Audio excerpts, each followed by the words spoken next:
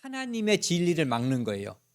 어떻게 보면은 의롭지 않기 때문에 하나님의 진리가 여러 방식으로, 예를 들어서 밤하늘의 별을 보고도 어떤 사람은, 영혼이 맑은 사람은 하나님을 발견할 수가 있는 거예요. 또 자연을 보고 꽃, 동물, 여러 가지 질서의 세계. 제가 자주 인용하는 거 있잖아요. 태양이 스스로 하루 한 바퀴 돌면은, 자전하면은 하루, 아니 말씀 잘못 드리죠. 지구가 태양을 중심으로 한 바퀴 돌면은 1년, 달이 지구를 중심으로 한 바퀴 돌면 한 달. 이런 질서의 세계를 하나님은 늘 누구나, 아프리카 또는 저기 남미에 있는 밀림에 사는 사람이나, 저쪽 북극이나 남극에 가 있는 사람이나, 우리처럼 이렇게 이런 곳에 사는 사람이나 누구라도 볼 수 있게끔 질서의 세계를 만들어 놨거든요. 그리고 그것을 잘 바라보면 거기에서 진리를 발견할 수가 있는 거예요. 그리고 그 진리이신 하나님을 발견할 수가 있거든요. 그런데 불의를 좋아하기 때문에 하나님의 진리가 나에게 다가올 때 여러 가지 방식으로 다가올 수가 있거든요. 그것을 다 밀어버리는 거죠. 막아버리는 거예요. 또는 억압해버리는 거죠. 그렇기 때문에 진리를 막는 사람들의 모든 경건하지 않음과, 여기서 말하는 경건하지 않음은 종교적인 불경건, 그러니까 신 앞에, 창조주 앞에 경건하지 않음, 우상숭배라든지 이런 것들, 그리고 불의에 대하여, 이런 것들은 도덕적인 또는 법적인 죄를 짓는 것, 이런 것을 이제 말하는 거죠. 대하여 하늘로부터 나타나니, 뭐가? 하나님의 진노가 하늘로부터 나타나는 거예요. 그러니까 사람들은 이것을 알고 있어요. 내가 이러다가 언젠가 죽으면 지옥 간다는 거. 그러니까 그것은 불 속으로 들어간다는 것, 그리고 이 땅보다 더 낮은 곳으로 간다는 것. 그런데 그 심판의 주체는 하나님이라는 거. 그래서 하늘로부터 그 모든 심판의 주관자이신 하나님께서 불의와 경건치 않음에 대해서 심판할 것이라고 하는 것을 사람들이 알고 있거든요. 그리고 이는 왜 아냐 아니면 하늘로부터 나타나는데, 이는 하나님을 알 만한 것이 그들 속에 보임이라. 하나님을 알 수 있는 것, 양심.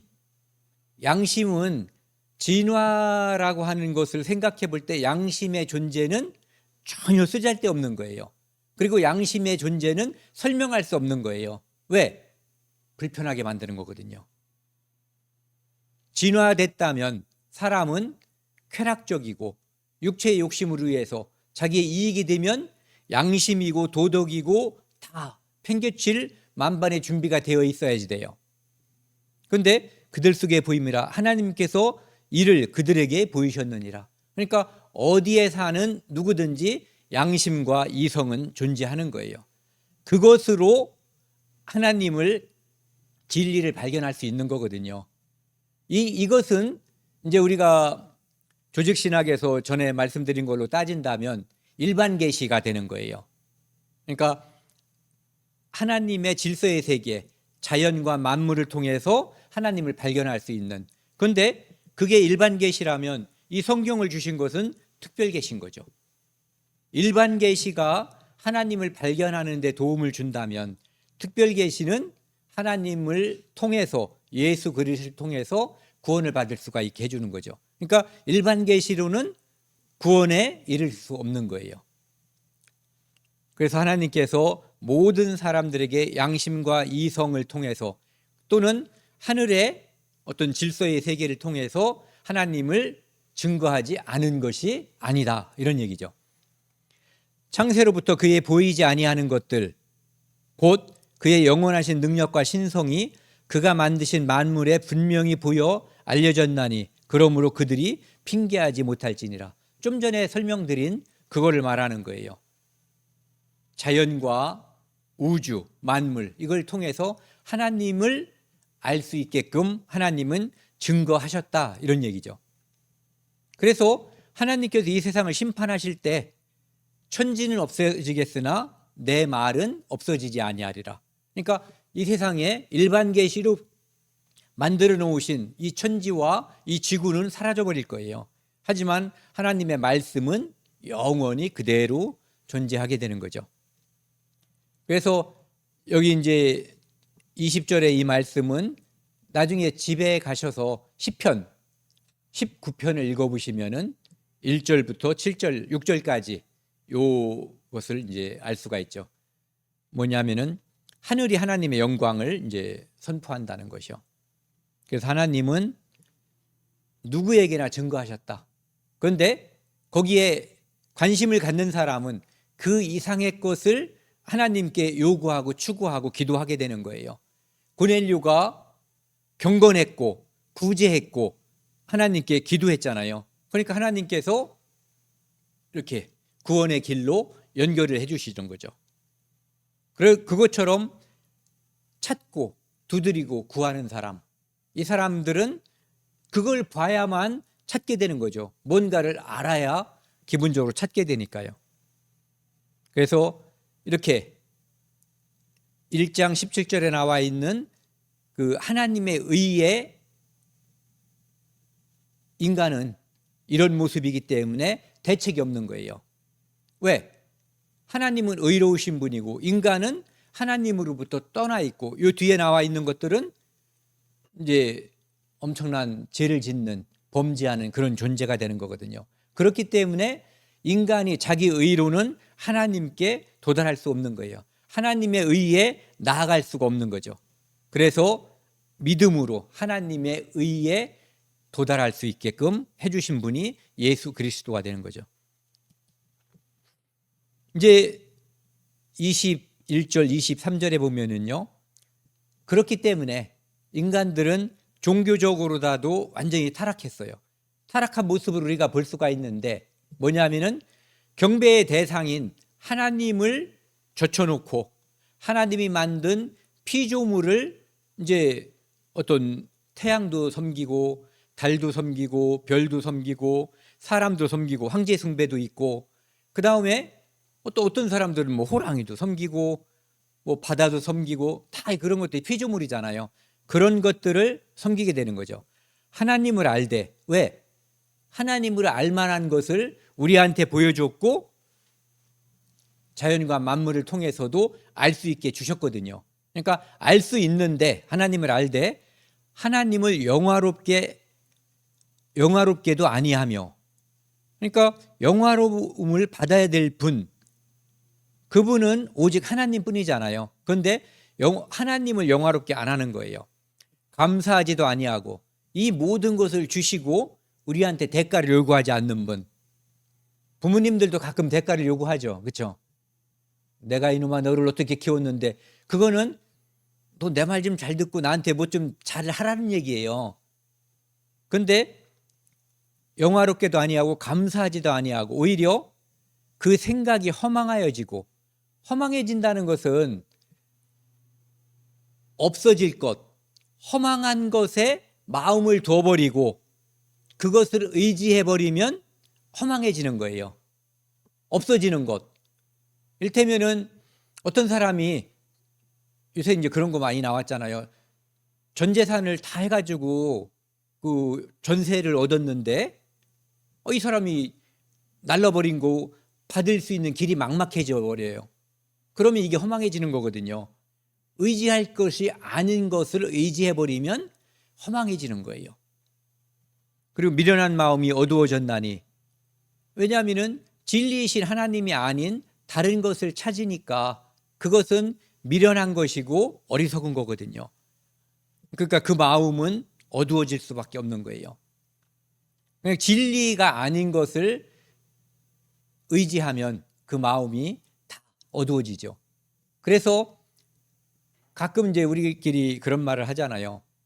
이 세상에서 하나님을 믿는 사람 중에 가장 어리석은 사람, 가장 바보와 하나님을 믿지 않는 가장 똑똑한 사람 중에 하나님은 누구를 더 똑똑하다고 할까? 당연히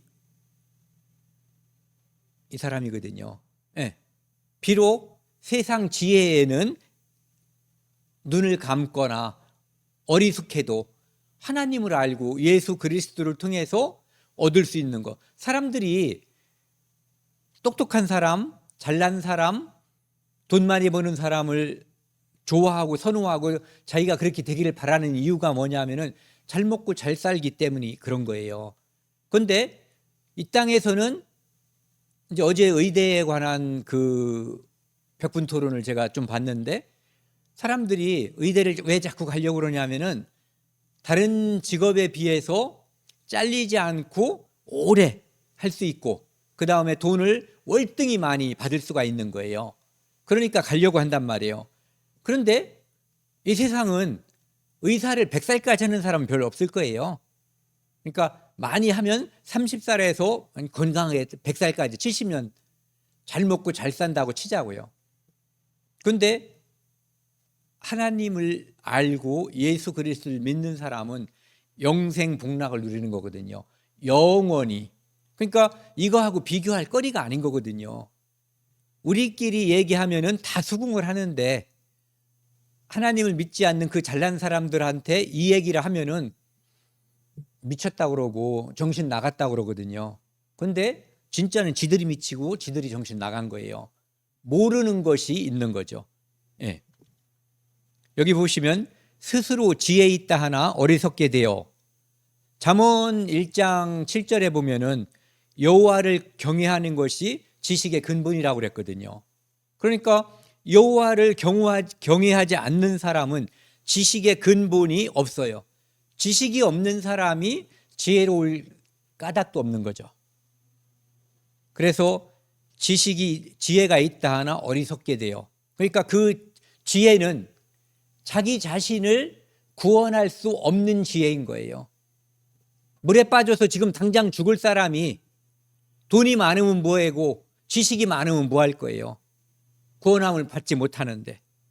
그것처럼 구원함을 얻은 사람은 하나님께서 우리에게 허락하신 영원한 생명과 영생하는 하나님 나라를 우리에게 주셨잖아요. 그러니까 그것이 우리에게 허락이 되어 있기 때문에 우리가 그것을 우리가 잘나서 선택한 건 아니지만 그것을 선택한 사람들, 하나님께서 주신 그 선물을 받은 사람은 매우 현명하고 똑똑한 사람이죠. 23절, 썩어지지 아니하는 하나님의 영광은, 하나님은 변하지 않는 분이고 그 가치는 쇠하지 않는 거예요. 이 땅의 모든 것은 다 쇠하죠. 그래서 알렉산더가 죽을 때 자기 손을 관 밖으로 내보내라고 한 이유가, 모든 권력과 모든 부를 가졌지만 그것은 썩어질 것이라고 하는 것, 그것은 변하는 것이고 그것은 내가 죽음 뒤에 다음 세상까지 가져갈 수 없다는 것을 분명하게 보여준 거거든요. 네. 그래서 여러분들은 현명한 사람이 되달라고 부탁한 거죠. 하나님의 영광을 썩어질 사람과 변하지 않는 하나님의 영광을 썩어질 사람과 새와 짐승과 기어다니는 동물의 모양의 우상으로 바꿨느니라. 이런 여러 가지 모양들의 우상들이 많이 존재하고 있어요. 그러니까 하나님이 아닌 하나님이 만든 모든 피조물 또는 가상의 무언가를 섬기는 것, 그 자체가 모두 다 어리석음이죠. 그래서 누가 현명한가?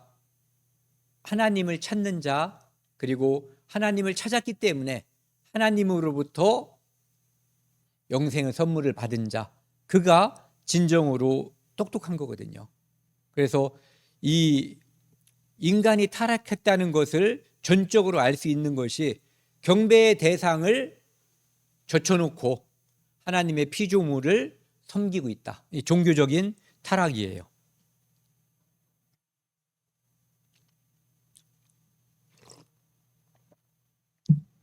24절 25절을 보시면요. 근데 하나님께서는 인간이 죄를 지을 때, 사람들도 그럴 때가 있어요. 엄마가 자식한테 꼭 필요한 것을 이야기할 때가 있어요. 이거를 해라. 그러면 자식이 예 알았어요 하면 괜찮은데, 아니 싫어요. 그런데도 그렇다고 해서 그것을 포기할 수가 없는 거예요, 엄마가. 그러니까 또 얘기를 해. 듣기 싫어하죠. 하지만 또 얘기할 수밖에 없으니까 귀에 딱지가 배기도록 자꾸 얘기한단 말이에요. 그런데도 끝까지 말을 안 듣고 집을 나가버리면 부모가 할 수 있는 게 없어요. 잡아다 놔도 소용없으니까. 그리고 잡아다 놓는 것은 아무런 의미가 없는 거예요. 마음이 딴 데가 있기 때문에. 그러면 그때 부모님들이 하는 말이 네 맘대로 해라. 그럼 네, 감사합니다. 네 맘대로 하라는 것은 내가 네 뜻을 존중한다는 게 아니에요. 네가 하려고 하는 그것의 결말을, 그 어리석음을 내가 다 알지만 네가 그것을 따르지 않으니까 어쩔 수 없이 내가 내버려 둔다, 방치한다는 얘기거든요. 버려둔다는 거예요. 그래서 여기 보시면은 하나님께서 그들을 마음의 정욕대로, 그들의 욕심대로 내버려 둔다는 거예요. 그래서 정욕대로 더러움에 내버려 두사 그들의 몸을 서로 욕되게 하게 하였으니, 그러니까 하나님을 떠난 사람, 하나님을 모르는 사람, 하나님을 고의로 배척하는 사람은 하나님께서 오래 참고 기다려도 돌아오지 않으면 하나님은 그냥 둔다는 얘기예요. 이것을 하나님이 사랑하지 않는다는 뜻이 아니에요. 하나님은 인간의 자유와 자유를 존중한다는 거죠. 그래서 내버려 두는 그 자체가 심판이 될 수도 있는 거예요. 그래서 그들의 몸을 서로 욕되게 하게 하였느니, 그 내용은 뒤에 나와 있어요. 이는 그들이 하나님의 진리를 거짓 것으로 바꾸어, 하나님은 진리잖아요. 진리인 하나님을 거짓 것으로 바꾸어 피조물을 조물주보다 더 경배하고 섬김이라. 그러니까 하나님을 떠난 사람들의 하는 일반적인 현상들, 즉 죄를 지금 보여주는 거예요. 정욕대로 더러움에 빠지고, 그리고 여기 보시면은 진리이신 하나님을 거짓 것으로 바꿔서 피조물을 조물주보다, 아까 말씀드린 그거죠. 피조의 세계를 조물주인 양 경배하고 섬기고, 거기에서 하나님이 우리에게 주시고자 한 그것을 통해서 얻으려고 하는 어리석음을 보여주는 거예요. 그런데 여기 보면은 이런 말씀이 있죠. 주는 곧 영원히 찬송할 이시로다. 사람들은, 어리석은 사람은, 또는 하나님을 버린 사람, 하나님을 떠난 사람은 하나님을 경배하지 않고 피조물을 섬기지만, 실제로 하나님만이 영원히 그분이 주가 되시는 분이고, 그분이 찬양과 찬송과 경배를 받아야 할 유일한 존재라고 하는 거죠. 그러면서 아멘 이렇게 나오죠. 이 아멘이라고 하는 것에 대해서 한번 생각을 해보자고요. 아멘이라고 하는 것은 이런 의미를 가지고 있어요. 진실로, 확실히, 참으로, 그리 되게 하옵소서. 누가 뭐라고 말한 다음에 아멘 하면은 당신이 말한 그것을 그렇게 되기를 나는 동의하고 기도합니다, 찬성합니다, 이런 의미를 가지고 있는 거예요. 그대로 이루어지기를, 즉 동의의 뜻을 나타내는 표현이에요. 그래서 히브리어에서 우리가 이제 그래도 좀 접촉하는 게 요거 영어에서 아멘, 또는 가끔 보면은 에이멘 이렇게 하잖아요. 그게 다 이런 뜻이에요. 그대로 이루어지기를. 이렇게 한번 얘기해 보자고요. 진실로, 확실히, 참으로 그리 되게 하옵소서. 그대로 이루어지기를 나는 동의합니다, 이런 뜻이에요. 그러니까 그 모든 뜻이 함축되어 있는 것이 아멘이란 뜻이죠. 예. 그래서 우리가 기도할 때도, 또 누군가가 기도할 때도, 또는 누군가가 교제할 때 뭔 말을 했을 때 나는 거기에 찬성하고 그렇게 되기를 바랍니다 할 때 우리가 아멘 이렇게 얘기하죠. 속으로 하든 겉으로 하든 그런 뜻이에요. 그래서 요한계시록 22장 20절, 21절을 보면은 한번 같이 읽겠습니다. 이것들을 증언하신 이가 이르시되 내가 진실로 속해오리라 하시거늘 아멘. 주 예수여 오시옵소서. 주 예수의 은혜가 모든 자들에게 있을지어다. 아멘. 그러니까 내가 진실로 속해오리라 예수님께서 그렇게 말씀하셨단 말이에요. 그러니까 아멘 이렇게 얘기했다는 거예요. 그것은 예, 주 예수여 진실로 속히 오시옵소서 이렇게 얘기했다는 거죠. 그것에 찬성하고 그리 되기를 바랍니다 이런 얘기예요. 또 주 예수의 은혜가 모든 자들에게 있을지어다 했는데 아멘 했으니까 예, 나도 주 예수의 은혜가 모든 자에게 있기를 진실로 확실히 원합니다. 그리 되기를 바랍니다. 이런 뜻인 거죠. 그러니까 아멘은 아무 때나 하면 안 되는 거예요. 그렇죠? 예. 진짜 그렇게 되기를 하나님의 뜻 안에서 우리가 동의할 때 그때 아멘을 해야지 아무 때나 마구잡이로 하면은 안 되는 용어가 되는 거죠. 여러분 중국 갑니다 그랬는데 아멘 이러면은 절대 안 되는 얘기잖아요. 그 뒤에요. 1장 26절, 27절. 여기는 보면 이제 하나님께서 좀 전에 24절에 보면 내어버려 두셨다는 표현이 있잖아요. 그런데 이 표현이 26절과 28절에도 있어요. 이 때문에 하나님께서 그들을 부끄러운 욕심에 내버려 두셨으니 부끄러운 욕심을 행하는데 회초리로 때려서 못하게 억압을 하지 않고 내버려 둔다는 거예요. 방치 또는 유기하는 거죠. 그 자체가 아까도 말씀드린 것처럼 심판일 수 있다는 거예요. 내버려 두면 그 결과는 죄 중에 살다가 죽고 심판받게 되는 거니까요. 돌이킬 기회를 얻지 못하는 거죠. 그래서 여기 보시면은 이제 우리가 흔히 동성애라고 하는 그것을 이야기하고 있거든요. 그들의 여자들도 순리대로 쓸 것을 바꾸어 영리로 쓰며 이렇게 되어 있어요. 여기 보면 이게 무슨 말인지 정확하게 알기 어렵지만 밑에 27절을 보면은 그와 같이 남자들도 순리대로 여자 쓰기를 버리고 서로 향하여 음욕이 불릴 듯하며 남자가 남자로 더불어 부끄러운 일을 행하여 그들의 그릇됨에 상당한 보응을 그들 자신에 받았느니라 이렇게 되어 있어요. 그래서 하나님을 진리를 거역하고 하나님을 떠나서 죄 가운데 있으면 이런 죄에까지 연결된다 이런 얘기를 하는 거거든요. 그것이 바로 이제 여자들끼리의 동성연애 또 그 창세기 19장에 보면은 롯이 있는 소돔이 이 동성 남색이라는 거에 이제 굉장히 창궐했던 그런 곳이잖아요. 여기도 보면은 이제 26절이 좀 전에 말씀드린 것처럼 여성 동성연애, 27절은 남성 동성연애에 대해서 이제 나와 있고 그것이 하나님이 그들이 하나님을 싫어하고 떠나서 하나님도 그들을 내버려 둔 결과라는 거예요. 그러니까 죄가 심해지면 하나님께서 놔버리는 거예요.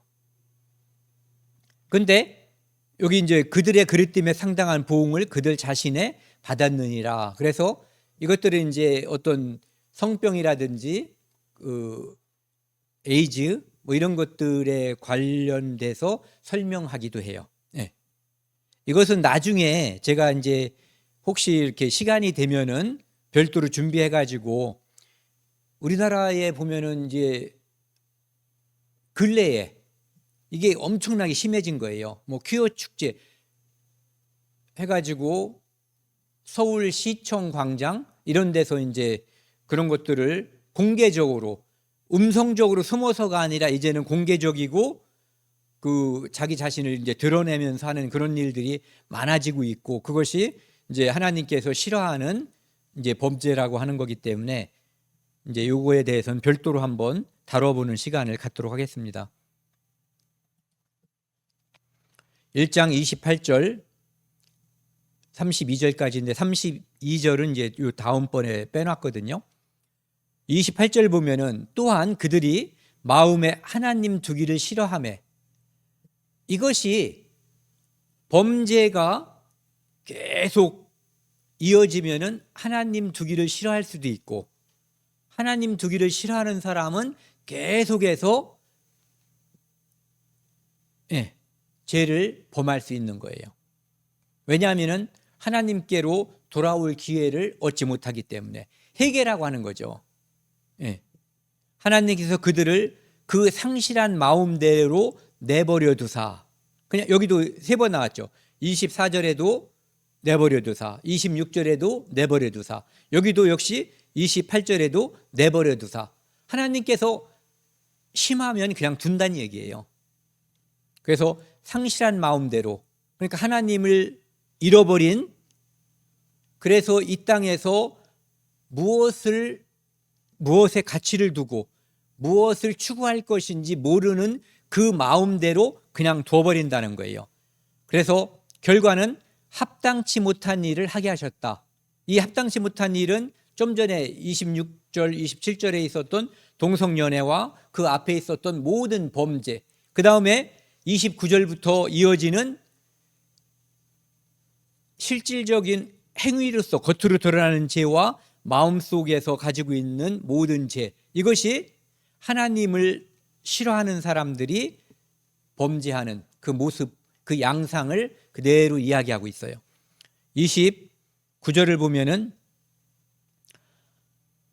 모든 불의, 곧 모든 불의. 불의는 의롭지 않은 거예요. 추악, 탐욕, 악의가 가득한 자요. 악의를 가끔 행하는 자가 아니라 추악, 탐욕, 불의가 가끔 있는 게 아니라 가득하다는, 가득하면은 넘쳐서 나오게 되는 거거든요. 그게 범죄가 되는 거죠. 시기, 살인, 시기가 살인으로 연결되는 경우도 상당히 많아요. 시기, 질투, 미움, 분쟁, 사기, 악독이 가득한 자요. 수근수근하는 자요. 수근수근하는 것은 뒤에서 몰래 하는 거죠. 그런데 비방하는 것은 대놓고 면전에서 하는 거예요. 다 하죠. 하나님께서 미워하시는 자요.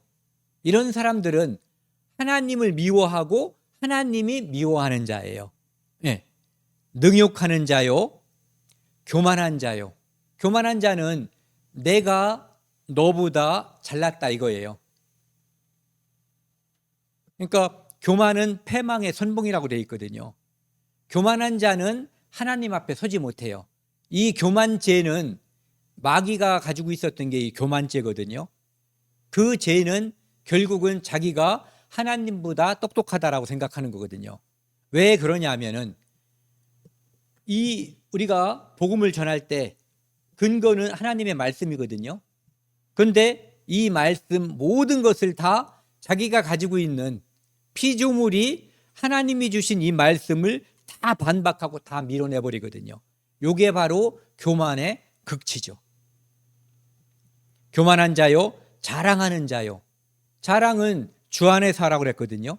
하나님이 칭찬하는 자가 진짜 칭찬을 받는 자예요. 그런데 그 사람들은 자기를 자랑하는 거죠. 하나님이 지으신 질서의 세계의 법칙을 알아내는 것이 인간의 지식이에요.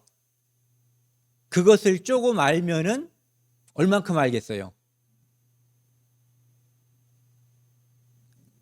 의사는 사람의 몸이라든지 어떤 그런 거에 대해서 많이 아는 사람이거든요. 그래서 병을 고치고 예방하는 지식을 가진 사람이에요. 하지만 완전한 지식을 갖고 있지 못해요.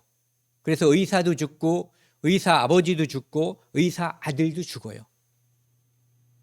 그러니까 그들의 지식이 얼마나 하찮은 것인가를 다른 사람이 의사를 하찮다고 말해서는 안 되지만 의사 스스로는 자기 지식이, 또는 천문학자들은 자기 지식이 얼마나 작고 편협한 것인가를 알고 깨닫고 반성해야지 되는 거예요. 교만해서는 안 되는 거예요. 그리고 악을 도모하는 자요. 악을 도모한다는 것은 계획하고 실행한다는 거거든요. 강도가 들어와서 나를 죽이려고 하거나 내 가족을 죽이려고 하니까 방어하다가 그 사람의 강도를 치거나 죽이는 그런 것을 말하는 게 아니라 계획해서 악을 업으로 삼는 걸 말하는 거예요. 부모를 거역하는 자. 하나님께서 계명을 10가지 10계명을 주셨는데 그중에 5계명이 내 부모를 공경하라잖아요. 그리고 내 부모를 공경하면 이 땅에서도 하나님께서 복을 주신다라고 약속을 해 주셨어요. 그런데 이제 부모를 거역하면 하나님께로부터 받을 수 있는 그것이 없는 거죠. 우매한 자요. 경배의 대상을 바라보지 못하고 피조물을 경배하니까 우상 숭배하니까 우매한 자죠. 배약하는 자. 약속을 어기는 사람이 왜 나쁜가 한번 생각을 해보셨어요? 다른 사람을 바보 만들어 버리는 거예요. 다른 사람의 시간을 그냥 날려버리는 거예요. 약속해놓고 안 가니까. 또는 돈을 주기로 하고 안 주니까. 그 사람은 피해자가 돼버리는 거예요. 무정한 자. 엄마가 자식을 안았는데 젖을 주지 않아. 심지어는 때려. 심지어는 죽이기까지 하는 세대가 요즘 세대예요.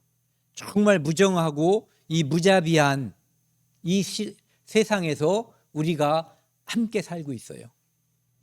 이것을 기록할 때보다 이런 현상들이 아마 훨씬 더 심해졌을 거라고 저는 생각을 해요. 무서운 세상이죠. 그래서 지금은 하나님을 미워하는 사람들이 쫙 깔려 있는 세상이에요. 그런데 하나님도 그런 사람들을 미워해서 그 사람들을 그냥 내버려 둔다는 거죠.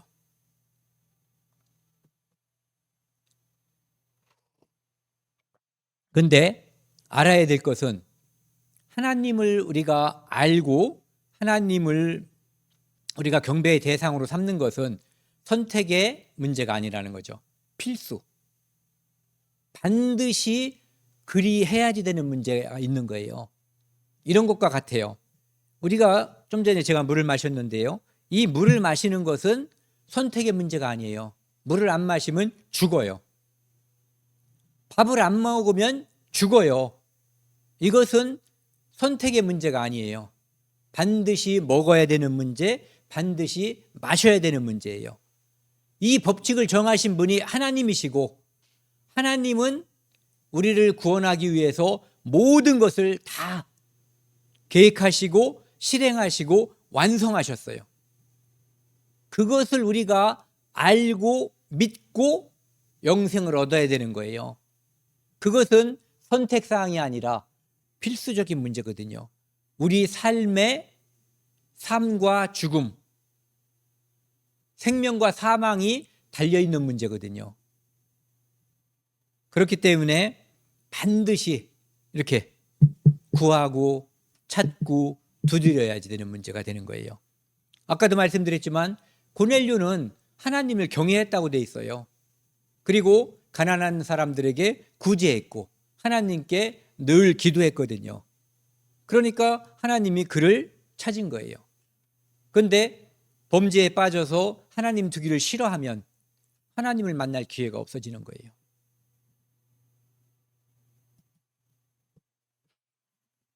마지막 말씀입니다. 같이 읽겠습니다. 그들이 이 같은 일을 행하는 자는 사형에 해당한다고 하나님께서 정하심을 알고도 자기들만 행할 뿐 아니라 또한 그런 일을 행하는 자들을 옳다 하느니라. 그러니까 이 땅은 하나님의 심판 아래 있다는 거예요. 종교적인 죄, 도덕적인 죄, 법적인 죄, 모든 추악하고 악랄한 죄를 모든 사람들이 다 짓고 있기 때문에 하나님의 의에 도달할 수가 없다는 거죠. 그러면은 하나님의 의에 도달할 수 있는 방법은 1장 17절에서 하나님의 의는 어떻게 가냐면은 믿음으로 믿음에 이를 때 가는 거거든요. 그 믿음의 대상, 진리가 누구냐면은 바로 예수 그리스도가 되는 거죠. 그런데 하나님을 미워하는 사람은 예수 그리스도를 알 방법이 없는 거예요. 그래서 이 같은 일을 행하는 자, 모든 추악과 악독과 모든 죄, 범죄, 이것은 사형에 해당한다고 이렇게 돼 있어요. 로마서 6장 23절에 보면은 죄의 삭은 사망, 이걸 말하는 거죠. 모든 죄, 거기서는 어떤 죄의 구분이 없어요. 좀 전에 우리가 살펴본 말씀에는 이러한 많은 죄의 종류들이 있죠. 여기에 이렇게. 그런데 그런 죄에 구분하지 않고 죄의 삭은 사망, 아주 간단하게 말씀하시거든요. 그러니까 어떠한 죄든 그 결과는 사망이라는 거예요. 그러니까 믿음으로 믿음에 이르지 않는 모든 죄, 죄에 대하여라 함은 저희가 나를 믿지 아니하며, 여기에 해당되는 모든 죄는 다 사형. 이 사형은 영원한 죽음까지를 포함하는 거죠. 이 땅에서의 죽음과 심판을 통한 영멸, 지옥 가는 것까지 포함하는 거예요. 사형에 해당하다고 하나님께서 정하심을 알고, 하나님이 정했죠. 한 번 죽는 것은 하나님께서 정하신 거예요. 그 후에 심판이 있다는 것도 하나님이 정하신 거죠. 그것을 알고도 자기들만 행할 뿐 아니라 또한 그런 일을 행하는 자들을 옳다 하느니라. 이게 이때도 그랬나 본데 요즘 이런 세상이잖아요. 자기가 다른 사람들이 들으면 낯뜨거운 거고 범죄고 부도덕한 건데, 그것이 마치 남자다운 것 또는 출세한 사람들의 표본인 양 자랑을 한단 말이에요. 그러니까 그만큼 부끄러움, 죄에 대한 어떤 인식이 없다는 거예요. 왜? 하나님으로부터 멀어져도 너무나 멀리 멀어졌기 때문에 그렇게 돼버린 거예요. 그 마태복음 23장 13절에 보면은 서기관들하고 바리새인들을 가리켜서 예수님께서, 그들은 천국에 자기들도 들어가지 않고 들어가려고 하는 사람들도 이렇게 못 들어가게 막는다고 하잖아요. 이 사람들도 역시 마찬가지예요. 자기들만 행할 뿐 아니라 그런 일을 행하는 사람들을 옳다고, 그러니까 마치 그것이 옳은 것처럼 결탁해서 죄의 길로 함께 나아가는 거예요. 그러니까 그들에게 남은 것은 사형과 심판과 영원한 지옥이 기다리고 있는 거죠. 그래서 로마서 1장 18절부터 32절은 하나님의 심판 아래에 있는 인간의 죄의 유형에 대해서 이방인들 특히요, 이것을 쭉 이야기하고 있어요. 여기에서 보면 18절부터 32절까지 이방인이란 말을 하지 않고 있거든요. 그런데 내용상으로 보면은 2장 1절부터 유대인에 관한, 왜냐하면 그들은 법이 있으니까, 율법이 있으니까 그 사람들은 유대인인 거거든요. 그리고 이제 그 뒤에 보면은 유대인이라는 표현이 나오거든요. 그런데 결국은 이방인도 죄 아래에 있고 율법을 받은, 그래서 자기들은 하나님의 백성이라고 말하는 유대인들도 죄 아래에 있다고 하는 것이 하나님의 선언이에요. 그래서 그들은 다 이방인이든 유대인이든 헬라인이든 관계없이 모두 다 죄 아래에 있고 심판 아래에 있다고 하는 것. 그러면 그들이 과연 그럼 그 죄에서 어떻게 벗어날 것인가, 어떻게 하나님의 의에 이를 것인가, 이게 여기에 주제인 거예요. 그래서 먼저 그들에게 쭉 이 죄를 보여주기 전에 답을 먼저 알려주신 거예요. 하나님의 의에 이르기 위해서는 믿음으로 믿음에 이르게 된다는 것. 그래서 이제 오늘은 여기까지 하고요. 이제 다음 시간에는 로마서 2장을 할 건데, 거기는 아까 말씀드린 것처럼 유대인들은 나은 게 없다는 거죠. 그들도 역시 하나님의 법 아래, 죄 아래 있다는 것을 보여주고, 그들도 역시 똑같이 심판 아래 있기 때문에 예수 그리스도의 은혜가 아니면 심판으로부터 자유로울 수 없다는 것을 계속해서 설명해 주시는 거죠. 오늘은 여기까지 하겠습니다. 함께 기도하시겠습니다. 하나님 아버지, 감사합니다. 오늘 로마서 1장 후반부를 통해서 이방인 모두가, 모든 인간은 하나님 말씀 앞에 하나님의 의에 도달할 수 없는 죄인임을 알았습니다. 저희도 또한 하나님 예수 그리스도를 알기 전에 죄 아래에 있었습니다. 하나님께서 우리를 불쌍히 여겨주셔서 하나님의 독생자 예수 그리스도를 보내주시고 그의 흘리신 피로써 우리를 구원하시고 그 피를 믿음으로써 하나님의 의에 이르게 해주신 것을 감사드립니다. 로마서를 공부하는 동안 저희가 하나님께 더욱 가까워지고 또한 믿음이 더 굳건해질 수 있도록 도와주십시오. 이 모든 말씀 우리를 사랑하시는 예수 그리스도 이름으로 감사하며 기도드렸습니다. 아멘.